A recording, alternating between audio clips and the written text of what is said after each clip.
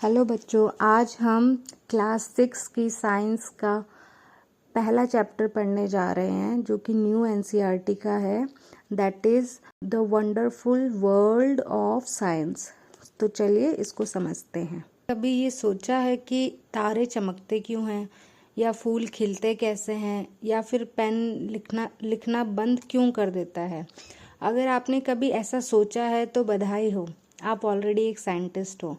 हाँ, बिना lab coat के और गूगल्स के।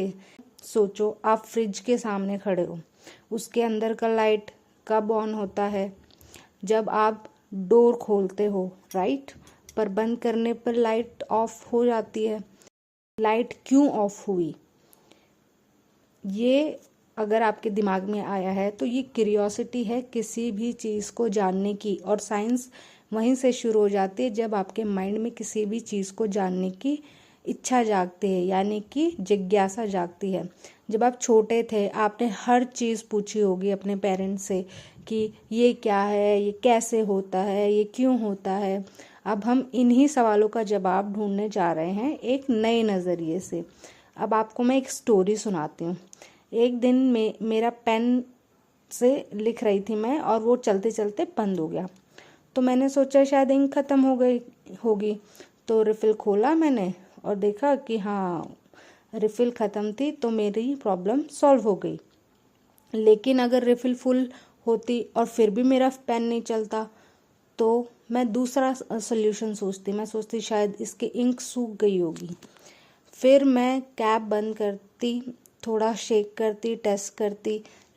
अगर वो चल जाती तो ठीक, नहीं तो फिर नया पेन लेते। तो ऐसे ही आप अपनी प्रॉब्लम के सॉल्यूशन ढूंढते हो, और यही साइंस कहती है कि पहले आपको गेस करना है कि हुआ क्या है, फिर टेस्ट करना है उसको कि क्या मेरे ऐसे करने से ये चीज़ हो जाएगी, और रिजल्ट देखना है। अगर नहीं हुई तो you should try different way to tackle that problem. तो इसी प्रोसेस को हम कहते हैं साइंटिफिक मेथड। अब चलो मम्मी के किचन में चलते हैं। आपने देखा होगा कुकर से एकदम से आवाज़ आती है सीटी की। कभी दाल कुकर से बाहर भी आ जाती है। तो ऐसा क्यों होता है? क्योंकि पानी ज़्यादा हो गया होगा, प्रेशर ज़्यादा बन गया, इसलिए पानी बाहर आ गया। तो ये भी एक साइंस है। अब चलो किचन में देख लिया, पढ़ाई में देख लिया, अब कहाँ चलें? अब हम चलते हैं प्लेग्राउंड में। वहाँ पे अगर मान लो आपकी साइकिल ख़राब हो गई, तो आपका जो साइकिल का टायर है वो क्या हो जाता है? फ्लैट हो जाता है। फिर आप साइकिल वाले भैया के पास जाते हैं, भैया मेरी साइकिल ठीक कर दीजिए। आप उनको बोलते हैं, और वो भैया कैसे चेक करते हैं? उसको फुला के फिर पानी में ऐसे टेस्ट करते कि लीक कहाँ से हो रहा है। जो उनकी वर्कशॉप है उसको एक लैब के जैसे चलाते हैं, वो भी प्रॉब्लम के सॉल्यूशन दे रहे हैं। वैसे ही इलेक्ट्रिशियन भी अपना जब काम करता है, बल्ब का काम कर रहा है, तो ऑन करके देखता है कि बल्ब जल रहा है। अगर नहीं जल रहा है तो क्या प्रॉब्लम है, कहीं स्विच में दिक्कत तो नहीं है, कहीं बल्ब फ्यूज़ तो नहीं हो गया, या वायर तो नहीं कट गई। तो ये सब डेली लाइफ में साइंस है। अब चलो और बाहर चलते हैं। कहाँ चले? चलो आसमान में चलते हैं। तारे क्यों चमकते हैं?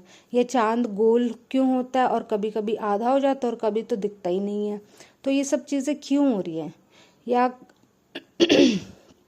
सॉरी, या कभी देखा है कि एक छोटा सा बीज बड़ा पेड़ बन जाता है, या एक कैटरपिलर बटरफ्लाई बन जाती है? तो ये जो साइंस है ना, ये हर चीज़ के पीछे छुपी हुई है। और सबसे इम्पोर्टेंट क्या है? इन सब का एक ही कॉमन चीज़ है, क्यूरियोसिटी। जब तक आपके मन में क्यूरियोसिटी नहीं होगी चीज़ों को जानने की, आप साइंस नहीं समझ सकते। तो अब साइंस सिर्फ थ्योरी या फॉर्मूला नहीं होता है। साइंस एक तरीका है जिससे ये दुनिया चलती है, या आप दुनिया को देखते हैं। तो सोचो हमारा प्लेनेट अर्थ कितना स्पेशल है। यहाँ एक प्लेनेट, यही एक प्लेनेट है जहाँ ज़िंदगी है। हर जगह अलग अलग जानवर, प्लांट्स, अलग अलग एनवायरनमेंट। हम इन सब को समझना है और प्रोटेक्ट भी करना है।